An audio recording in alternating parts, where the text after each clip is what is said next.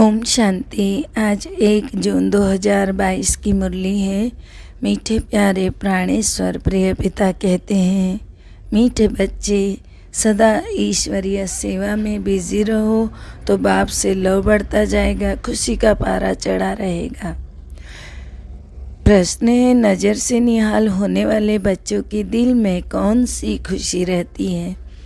उत्तर है, उनके दिल में स्वर्ग के बादशाही की खुशी रहती है, क्योंकि बाप की नज़र मिली अर्थात वर्षे के अधिकारी बने। बाप में सब समाया हुआ है। प्रश्न है, बाप बच्चों को रोज़ रोज़ भिन्न ढंग से नई पॉइंट्स क्यों सुनाते हैं?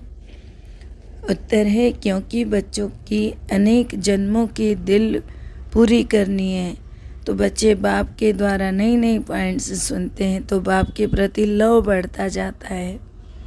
गीत है, तूने रात गवाई सो के दिन गवाया खाए, हीरे जैसा जन्म अमोलक कौड़ी दिया बनाए।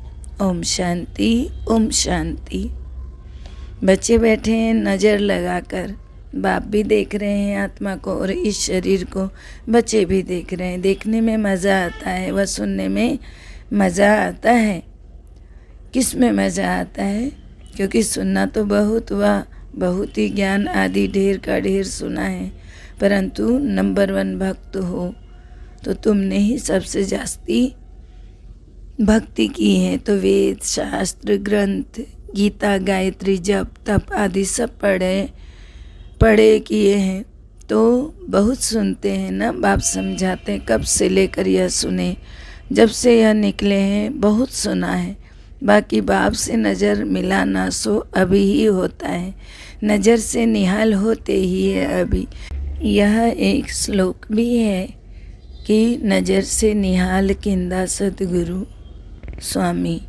तो गुरु भी है, स्वामी भी है सजनियों का। नज़र से सामने बैठ कर के नज़र से ही बाप को जानते हैं, निहाल भी होते हैं, तो उनसे हमको विश्व का मालिक पना भी मिलता है। बाप को देखने से दिल खुश हो जाती है, क्योंकि बाप से ही तो सब कुछ मिलता है ना, बाप में ही सब कुछ समाया हुआ है। जब बाप मिला, नज़र के सामने बैठे हो, तो ज़रूर बच्चों को स्वर्ग की बादशाही का नशा भी चढ़ेगा ना। पहले बाप का नशा, फिर ये बादशाही का नशा। हम जानते हैं कि हम अभी बाप के सामने बैठे हैं, देह अभिमान अब निकल रहा है। हम आत्माएं इस शरीर के साथ साथ चक्र लगाते हैं, तो पाठ बजाते बजाते अब हमारा बाप भी सम्मुख बैठा है, तो बाबा के साथ खुशी होती ही है वर्षे की। बच्चे जब बड़े होते हैं तो बुद्धि में आता है कि हम बैरिस्टर का, इंजीनियर का, बादशाह का बच्चा हूँ, तो मैं बादशाही का मालिक हूँ, बुद्धि में आता है। यहाँ तुम जानते हो बाप से हमको स्वर्ग का वर्षा मिलता है, तो बाप को देखने से बच्चों को स्थायी खुशी होनी चाहिए। इसको ही रूह रिहान कहा जाता है। जो सुप्रीम बाप है सबका, वह बैठ आत्माओं से बात करते हैं। आत्मा इस शरीर द्वारा सुनती है। यह एक ही बार ऐसा होता है कि बाप को याद करते करते जब वह आते हैं और नज़र मिलाते हैं, तो नज़र से निहाल कर देते, तो 21 जन्मों के लिए वर्षा दे देते। ये तुम बच्चों को याद रहना चाहिए। बच्चे जो हैं ना, वह फिर क्या करते हैं, भूल ही जाते हैं। भूलना नहीं चाहिए। बाबा की नज़र के सामने होने से ही समझते हैं कि हम बाबा के साथ बैठे। बाबा को देखने से खुशी का पारा चढ़ता है, और बाप बैठने ही नहीं पॉइंट्स समझाते हैं। बाप से बच्चों का पूरा लव होना चाहिए। आत्मा अपनी दिल पूरी कर दे, क्योंकि बिछड़ी हुई है ना, बिल्कुल भरपूर हो जाए आत्मा, तो उसको कहते हैं दिल पूरी करना। अनेक प्रकार के दुख देखे हुए हैं, अब सम्मुख बैठे हैं तो देखकर हर्षित होना चाहिए ना। बाबा के सम्मुख होने से हर्षित होते हो, तो बाप से दूर होने से इतना हर्षितपना रहता है क्या? विवेक कहता है बाहर तो बहुत बातें सुनते हैं, तो बुद्धि और तरफ चली जाती है। जो मधुबन में बच्चे बैठे हैं सम्मुख सुनते हैं, बाबा प्यार से कशिश करते हैं, देखो तुम्हारा कितना मीठा कितना प्यारा बाबा है, तुमको स्वर्ग में जाने लायक बना रहे हैं। बच्चे स्वर्ग के मालिक थे, अब ड्रामा अनुसार सब कुछ गंवा दिया है। राज्य गंवाना और पाना यह तो बड़ी बात नहीं है। तुम ही इस बात को जानते हो। दुनिया में तो करोड़ों आत्माएं हैं, परंतु कोटों में कोई में भी कोई मुझे पहचानता है। मैं क्या हूँ और कैसा हूँ, मैं जो हूँ जैसा हूँ, मेरे द्वारा क्या मिलता है, यह समझते हुए भी वंडर है जो माया भुला देती है। ऐसे नहीं कि सम्मुख वालों को माया भुलाती नहीं है, सम्मुख वालों को भी माया भुलाती है। शिव बाबा में भी पूरा लव होना चाहिए। लव कैसे बढ़े? जो बाबा से हम उच्च वर्षाले में बाप कहेंगे खिदमत अर्थात सेवा करो। बाप बच्चों की खिदमत करते हैं। बच्चे जानते बाबा दूर देश से आया है। निश्चय बुद्धि बच्चों को कभी डगमग नहीं होना चाहिए, मूंझना ही नहीं चाहिए, परंतु माया बहुत ज़बरदस्त है। बाबा तो श्रृंगार करते हैं, मनुष्य को देवता बनाते हैं। यह स्कूल है ही देवता बनने का। पवित्र दुनिया का मालिक बनने के लिए मेहनत करते हैं। बाबा सिर्फ कहते हैं मुझे याद करो। मनुष्य जब मरते हैं तो उनको कहते हैं राम को याद करो, परंतु राम को जानते ही नहीं, वो कौन सा राम, तो फ़ायदा ही क्या हुआ। तुमको तो बाप की पूरी पहचान है। असल में असली राम कौन है? जो सत्यम शिवम सुंदरम अर्थात राम नाम सत्य है, जो उस राम को भी तार दे, उसकी बात हो रही है। उस देहधारी राम को भी तार दे। तो बाबा कहते हैं तुम आते ही हो शिव बाबा के पास, वह तो निराकार है, क्रिएटर है। क्रिएट कैसे करेंगे? प्रजापिता ब्रह्मा को भी क्रिएटर कहते हैं ना। ब्रह्मा द्वारा मनुष्य सृष्टि पैदा होती है, तो इसीलिए प्रजापिता ब्रह्मा कहा जाता है। तुम अब ब्राह्मण बने हो, तुम्हारी अब अच्छी रीति यह बात आत्मा जानती है कि हम शिव बाबा के पोत्रे ब्रह्मा बाबा के बच्चे बने हैं। तुम बच्चे चाहते हो हमारे विकर्म विनाश हो जाए, तो हम विजय माला के नज़दीक पिरोए जाएं, बाबा को बहुत याद करना पड़े, फिर तुम कर्मयोगी भी हो, घर बार भी संभालते हुए पवित्र रहना है, कमल फूल समान रहना है। यह मिसाल और कोई सन्यासियों से नहीं लगता है। वह गृहस्थ व्यवहार में रहते कमल फूल समान पवित्र रह नहीं सकते हैं, ना किसी को कह सकते हैं जो जैसा है वह ऐसा ही बनेगा। सन्यासी यह कह नहीं सकते कि कमल संपवित्र रहो। अगर कहें ब्रह्म को याद करो, वह भी हो नहीं सकता। कहेंगे तुमने तो घर बार छोड़ा है, हम कैसे छोड़ें? हम ही घर गृहस्थ में रह नहीं सके तो दूसरों को कैसे कह सकते हैं? वह राजयोग की शिक्षा दे ना सके। अभी तुम सभी धर्म वालों की राज को जान गए हो। हर एक धर्म अपने समय पर आता है। कलयुग से फिर सतयुग होना है, तो सतयुग के लिए चाहिए कि आदि सनातन देवी देवता धर्म और कोई धर्म वाले मनुष्य को देवता बना ही नहीं सकते हैं। उन्हों को तो जाना ही मुक्ति में है, उनके लिए कोई स्वर्ग नहीं है। सुख तो है ही स्वर्ग में, जब हम देवी देवता बने तब तो दूसरे धर्म वाले मुक्ति में जाएं। जब तक हम जीवन मुक्ति धाम स्वर्ग में नहीं गए तब तक कोई मुक्ति में जा ही नहीं सकता है। स्वर्ग और नरक इकट्ठा नहीं रह सकते हैं। तुम जीवन मुक्ति का वर्षा पाएंगे तो जीवन बंध वाले रहने नहीं चाहिए। तुम जानते हो ना, इस समय संगम है, तुम ही कल्प के संगम पर बाबा से मिलते हो, दूसरे कोई मिल भी ना सके। दूसरे समझते हैं यह तो कलयुग है। हम अभी कलयुग में नहीं हैं, बाबा से स्वर्ग के लिए फिर से वर्षा पा रहे हैं। हम जीते जी मरकर बाप के बने हैं। तो जो एडॉप्ट होते हैं उन्हें दोनों जहानों का मालूम पड़ता है। फलाने के थे, अब फलाने के बने हैं, अब अपने मित्र संबंधी आदि सबको जानते हैं, दोनों तरफ का मालूम रहता है। तुम बच्चे जानते हो इस दुनिया से हमने लंगर उठा लिया है, अभी हम जा रहे हैं, इससे हमारा कोई ताल्लुक नहीं है। यह भगवान अपने बच्चों से यानी परमपिता परमात्मा शालिग्राम बच्चों से बात कर रहे हैं।